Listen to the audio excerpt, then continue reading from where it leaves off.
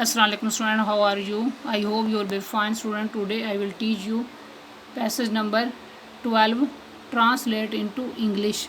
Student, now let us start. First sentence, 250 साल से ज़्यादा का अरसा गुजरा है. इस सेंटेंस के एंड पर लफ्ज़ अरसा गुजरा है दिया गया है. इस सेंटेंस को इंग्लिश में ट्रांसलेट करने के लिए पास्ट टेंस को यूज़ करना है. इस सेंटेंस की इंग्लिश में ट्रांसलेशन इस तरह की जाएगी, more than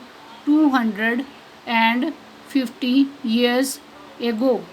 next sentence, Germany के एक छोटे से कस्बे में एक लड़का रहता था. इस सेंटेंस के एंड पर लफ्ज़ रहता था दिया गया है.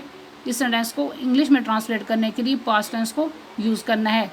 इस सेंटेंस की इंग्लिश में ट्रांसलेशन इस तरह की जाएगी, a boy lived in a small town of Germany. Next sentence, उसका नाम जॉर्ज फ्रेडरिक हैंडल था. इस सेंटेंस के एंड पर लफ्ज़ था दिया गया है, इसलिए इस सेंटेंस को इंग्लिश में ट्रांसलेट करने के लिए पास्ट टेंस को यूज़ करना है. इस सेंटेंस की इंग्लिश में ट्रांसलेशन इस तरह की जाएगी, his name was George Frederick Handel. Next sentence, उसका वालिद मशहूर डॉक्टर था.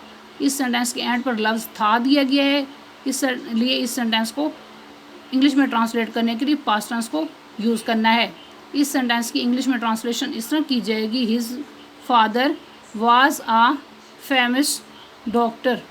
नेक्स्ट सेंटेंस, बूढ़े डॉक्टर ने एक दिन अपने बेटे से कहा, जॉर्ज तुम भी एक दिन शोहरत पाओगे.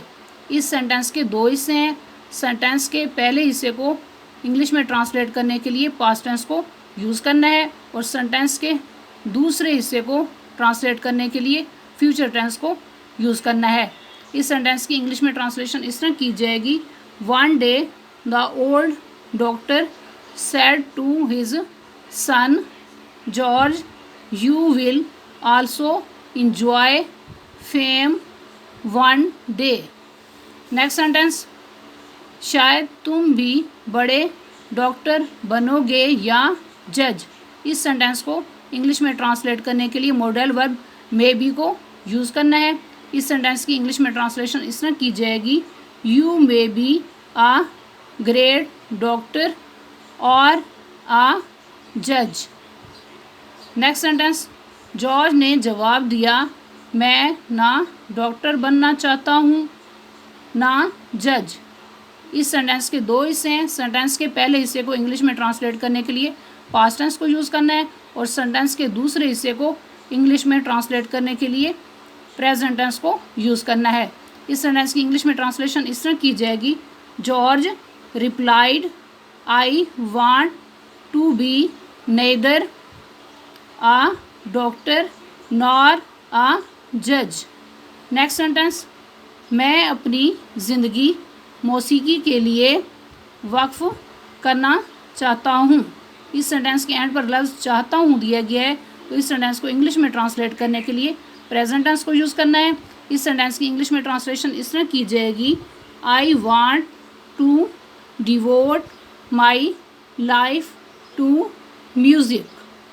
नेक्स्ट सेंटेंस, और वो वाकई एक दिन बड़ा मौसीकार बन गया. इस सेंटेंस के एंड पर लफ्ज़ बन गया दिया गया है, तो इस सेंटेंस को इंग्लिश में ट्रांसलेट करने के लिए पास्ट टेंस को यूज़ करना है. इस सेंटेंस की इंग्लिश में ट्रांसलेशन इस तरह की जाएगी, and one day he was really a great musician. Student, आज का लेक्चर कंप्लीट हुआ. I hope you will be understood this lecture. Okay, अल्लाह हाफिज़.